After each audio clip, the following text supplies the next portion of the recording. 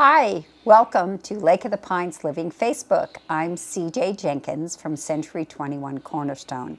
I'm sitting here on my back porch at the first Thursday of May and welcome you to my home.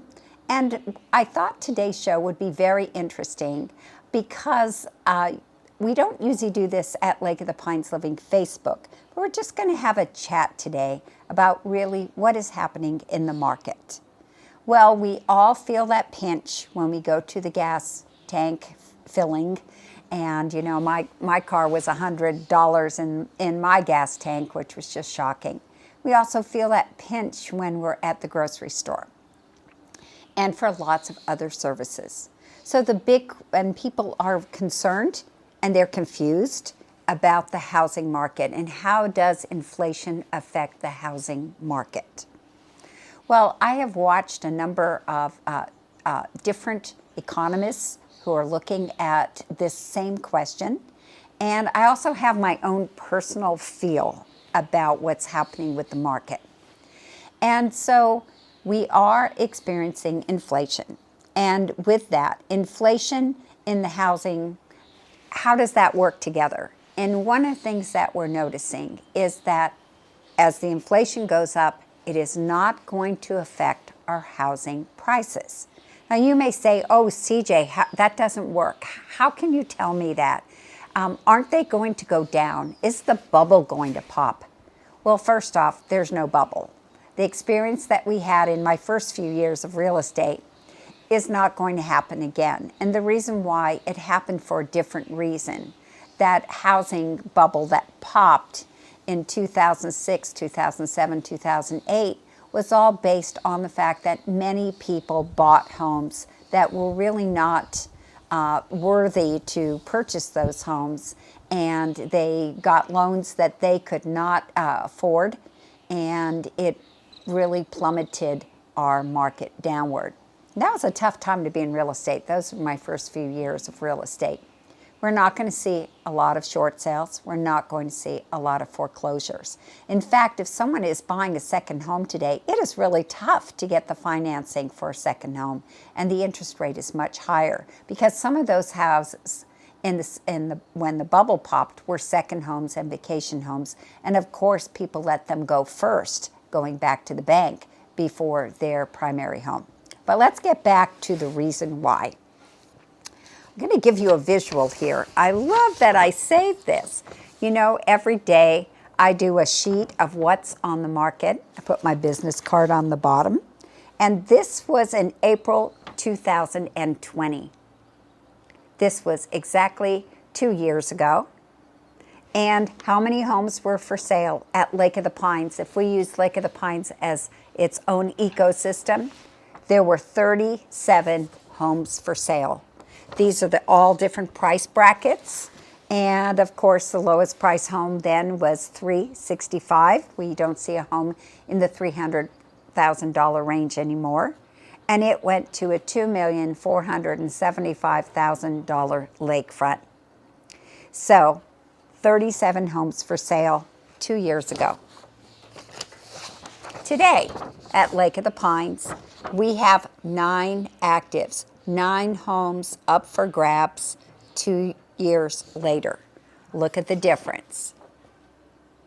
So because there is a housing shortage and the market is very tight and slim, and the pickings are slim, and there's a lot of people interested in purchasing homes. We'll come to that in just a minute. Supply and demand is the focus of today's show, because we do not have enough homes. So therefore, recession will not hurt the housing market. Now, what is the group that is doing the most shopping right now? The 33-year-olds. And we look at the birth year 33 years from now, and there was a lot of babies born 33 years ago. So there was a large population of that time, and if 33 is the average of people purchasing homes today, then we look at, well, how many homes do we have to offer to them? And the answer is very, very few, whether they're new builds or older homes. So supply and demand is also what is causing this housing market that they predict will this year still go up 5 to 6%. And we've had a rapid increase in the last few years. We know that. And who would have thought that COVID put into the mix of the housing market would result in this rapid growth of values in homes? So because we have a shortage of inventory, we're not going to have the decrease in prices. And some people, don't believe that. Of course, time will tell. But I really do believe that what young people need to do today is they need to adjust their desire list of their wants and needs for their home because the interest rate has gone up. Here's a perfect example. There was a couple that could afford $1,100,000 home, both working, making very good money. After the interest rate had made its adjustments in the last 2 months, they now can afford a $950,000 home. Now that's still a great home, either of those price ranges, but they just need to make that adjustment because the interest rate has gone up. Now, hearing the horrific story that the interest rate is in the 5% range, Bob and I bought our first home on a VA loan, and it was 13.5%. So anything under 6 is still what I consider a good interest rate.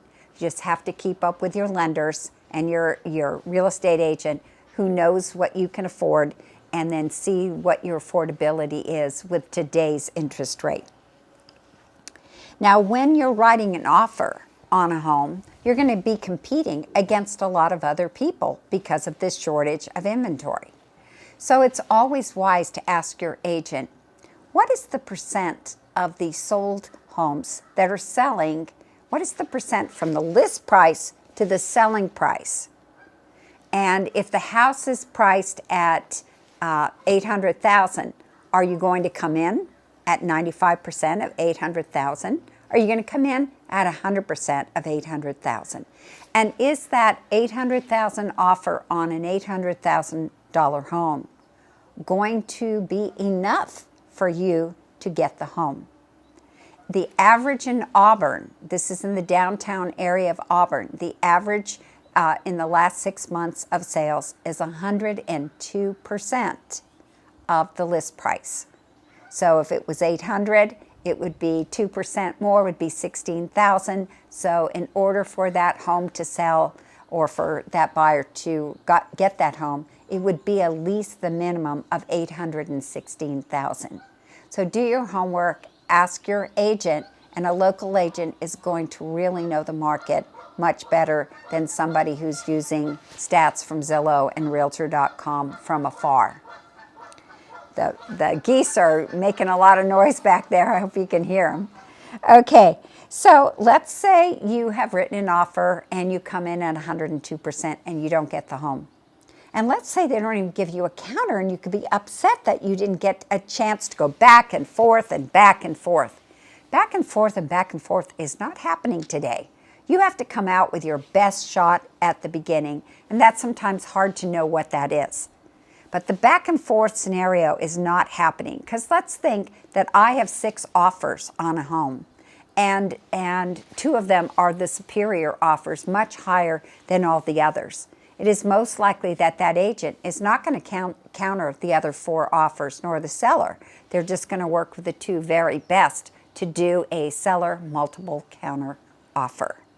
Now, I have some tricks on how to win on a seller multiple counter offer, and I have to tell you, it's from years of experience, and I'm not going to share that with you today, but if we're working together, I'll share those tips with you. Also, think about this. Let's say you really do want the property and you don't get a chance to be the first selected person to the new buyers for the property. Reach out to the agent and say, hey, we want to be in backup position.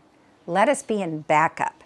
Now, people think that backup is a casual situation where you say, oh, well, if you have trouble with offer number one, just give me a call and we'll pop in.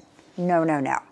Backup is a contractual agreement. I'll explain that in a minute. A contractual agreement.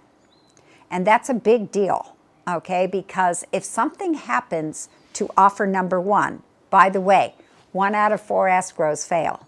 If something happens to offer number one and you have agreed upon the terms for a backup offer, you've negotiated the price, you've negotiated the terms, you've negotiated the close of escrow, you've negotiated if it's an as-is sale or not, all of those things have been agreed upon by the seller and the backup buyer. Then that all gets signed, and the agreement is if something happens to the first buyer that was selected originally, then automatically you go into escrow with the backup buyer. It's not you can go back on the market. It's not that you can look at other offers. It's actually you've got your foot in the door.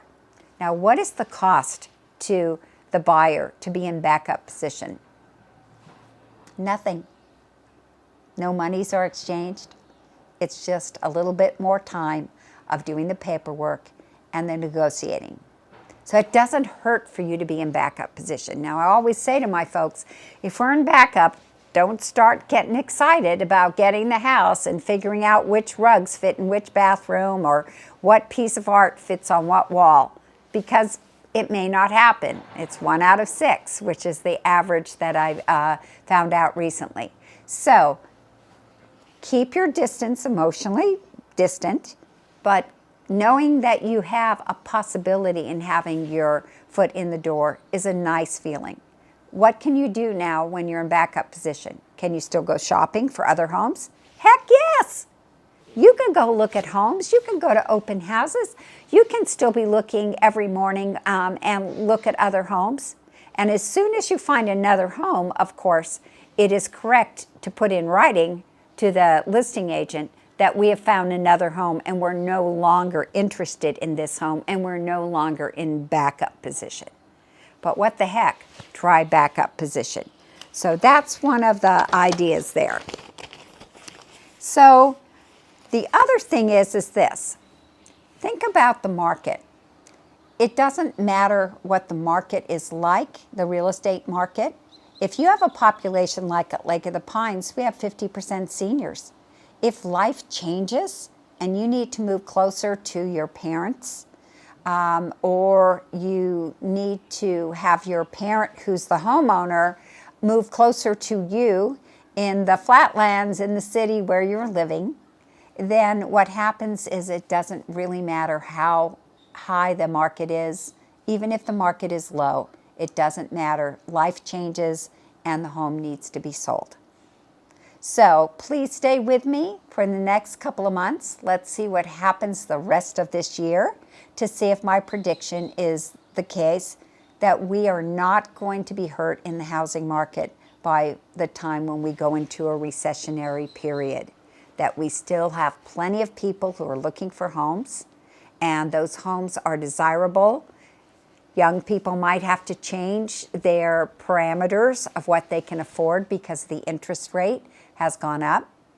And a lot of our younger people, I might say, have been a little bit spoiled with the market because of the fact they've seen a lot of HGTV shows, and everything doesn't need to be white and gray and black in your kitchen. So you might have to come in with a tool belt, and maybe your move-in gifts from your family might be gift certificates to Home Depot and other places where you can get new flooring and change out your windows and do those kinds of things that would make your house more desirable for you if you're one of the younger folks. So if you have any questions about the market, I would love to share them with you, and give me a call at 530-906-4715, 530-906-4715.